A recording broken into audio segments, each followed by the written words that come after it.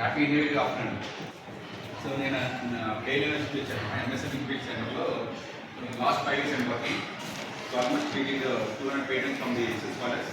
So our duty is to make students think about the startups and how to make next level of the whatever the products we have, that trademarks, copyrights, patents, and mainly we have essential technology also we have.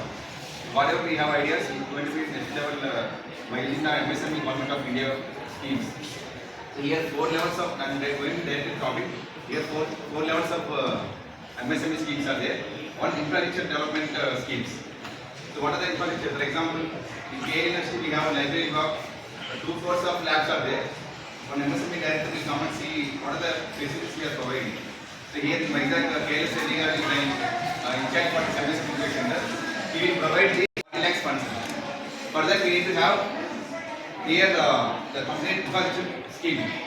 That is the first way of getting MSME scheme, infrastructure development scheme. Okay. 4 కాలేజీలకి funding ఇచ్చాను. So నా ఎక్స్పీరియన్స్తో చెప్తున్నాను. Intellectual property rights వల్ల ఉపయోగాలు మీకు తెలుసు. Already professor చెప్తాను, తెలిసిన నేను చెప్తాను. Patents, copy rights, trade marks ఇవన్నీ కూడా ఐడియా ఉంది. కానీ దాన్ని ఎలా మనం మన కాలేజీలో ఇంక్విట్ సెంటర్ పెట్టుకోవచ్చు అంటే వీ హ్యావ్ క్లస్టర్ సెంటర్ అంటారు, క్లస్టర్ సెంటర్ అంటారు. దాన్ని మనం కేఎల్ ఐపీఎస్ చెప్పి మనం ఇండియన్ ఐపీఎస్ పెట్టుకోవచ్చు. Intellectual property welfare centre. For that, government is providing free trademark registration, sir. For that, government is providing patent also. First మనం 4,000 పైన government కడతాం కదా, మళ్ళీ వాళ్ళకి రీఫండ్ 10,000 ఇస్తాం. సీఎం గారు ఆలోచించారు 175 ఎంఎస్ఎంఈ టెక్ పార్క్స్ క్లస్టర్స్ ఉంటారు. ఆ 175 క్లస్టర్స్ వల్ల ఉపయోగం ఏంటంటే సార్, ఎస్పెషల్లీ స్టూడెంట్స్తో ఉన్న ఐడియాస్ని, స్టార్టప్స్ని ఒక సెంటర్లో మనం అన్ని ఐడియాస్ని ఒక చార్ట్ వచ్చి దాన్ని టోటల్గా మార్చడానికి, దాన్ని టోటల్గా మార్చి ఐపీఆర్ ఫైలింగ్స్ అనే ఒక కాన్సెప్ట్ని యాడ్ చేస్తూ అవేర్నెస్ ఇవ్వమని చెప్పి ఈ యొక్క సెకండ్ యొక్క అర్థం స్కిల్ డెవలప్మెంట్ ఐటీ అవేర్నెస్ ఇస్తుందంటే అవేర్నెస్ కాన్సెప్ట్ స్కీమ్ అన్నమాట. అవేర్నెస్ కాన్సెప్ట్ స్కీమ్ ఈ స్కీమ్లో మన కాలేజీలన్నీ కూడా ఎదుగుతుంది. ఏ ఇన్ఫ్రాస్ట్రక్చర్ వచ్చేసరికి యూనివర్సిటీ ఇన్ఫ్రాస్ట్రక్చర్ ఇస్తారు, అది కూడా కాలేజెస్కి ఇస్తారు. ప్రొఫెసర్స్కి చెప్తాను, కాలేజెస్కి వస్తారు కూడా. సెకండ్ వన్ కూడా skill development and is mind set building అని అంటారు. నాకు తెలిసిన చిన్నది మా నాన్నగారు టీచరే, మా బాబాయ్ టీచరే. ఒక ఎమోషనల్ ఇయర్స్ పెరిగిన వ్యక్తిగా చెప్తాను, ఏఐలో పెరిగిన వ్యక్తిగా చెప్తాను. ఏఐలో పెరిగినంటే నమ్మ హ్యూమన్ ఇంటెలిజెన్స్ పెరిగాను. నేను ఏఐకి పెరగలేదు, అంతా కూడా హెచ్ఐతే పెరిగాను. హెచ్ఐ అయితే హ్యూమన్ ఇంటెలిజెన్స్. నేను ఆలోచిస్తే మనకు ఏ గురి వచ్చింది, ఎలా వచ్చింది. ఇప్పుడు రీసెంట్గా నేను చూశాను sir, digital content creators RTX 2 కొలాబరేషన్స్లో ఎవ్రీ మంత్ 4 to 5 ఈవెంట్స్ జరుగుతాయి. సో ఆ ఈవెంట్స్ వల్ల మనకేంటి ఉపయోగం కదా, ఆ ఈవెంట్స్ ఉపయోగం అంటే ఏమేమి స్కీమ్స్లో డిపిఆర్ ఎలా ఫైట్ చేయాలి. డిపిఆర్ అంటే ఏంటి?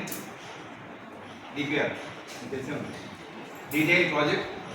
డీటెయిల్గా మనం చేసే ప్రాజెక్ట్ రిపోర్ట్ ఇస్తాం. ఈ డిపిఆర్ వల్ల ఏంటంటే మన ప్రోడక్ట్ని నెక్స్ట్ లెవెల్ మనకు యూనిట్స్ ఇస్తారండి, యూనిట్ స్కీమ్స్ అన్నమాట. దీన్ని ఏమంటారు, 3rd లెవెల్లో ఇండస్ట్రియల్ స్కీమ్స్. ఇండస్ట్రియల్కి మనకి నెక్స్ట్ లెవెల్ వెళ్తానికి ఒక యూనిట్, ఎంఎస్ఎంఈ యూనిట్ కోసం కొన్ని బ్యాంక్స్తో, ఎస్పెషల్లీ ఉమెన్ ఎంటర్ప్రైజ్కి అయితే చాలా బాగుంది. 1 family of enterprise కాన్సెప్ట్లో ఉమెన్స్కి ఫస్ట్ ప్రయారిటీ ఇస్తారన్నమాట. ఉమెన్స్కి ఎందుకు ప్రయారిటీ ఇస్తున్నారంటే చాలామంది విలేజెస్లో ఓల్డ్గా jute bags, cotton bags, boutiques కానీ, కొత్తగా తయారు చేసే మిషన్స్ కానీ, ఏదైనా రీసెంట్గా కాటన్ బ్యాగ్స్ మా కాలేజీలో ఒక స్టూడెంట్ తయారు చేశారు. కాటన్ బ్యాగ్స్ అండి, దానికి ఫండ్ వచ్చింది 10 lakhs.